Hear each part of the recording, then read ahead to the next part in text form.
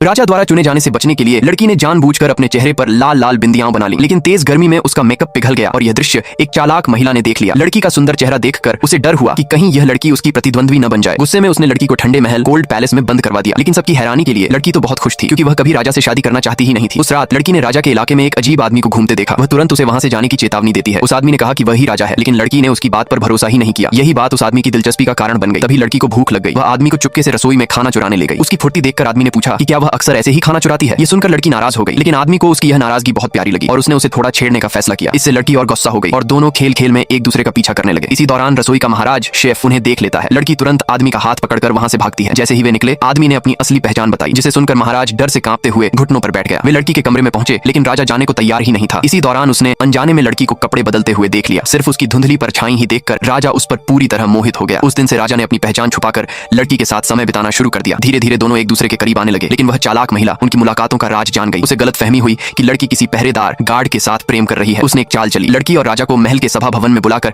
बाहर से दरवाजा बंद कर दिया। लड़की घबरा गई, लेकिन राजा बिल्कुल शांत रहा। उसने लड़की से शर्त लगाई, अगर वे सुरक्षित बाहर निकल आए तो लड़की को उससे शादी करनी पड़ेगी। उधर वह चालाक महिला महारानी माता को लेकर सभा भवन की ओर आ गई। जब दरवाजा खोला गया तो उन्होंने वास्तव में लड़की को एक आदमी के साथ देखा। वह महिला खुशी से फूली नहीं समा रही थी और तुरंत लड़की को पकड़ने का आदेश दे दिया। नेक्स्ट पार्ट के लिए सब्सक्राइब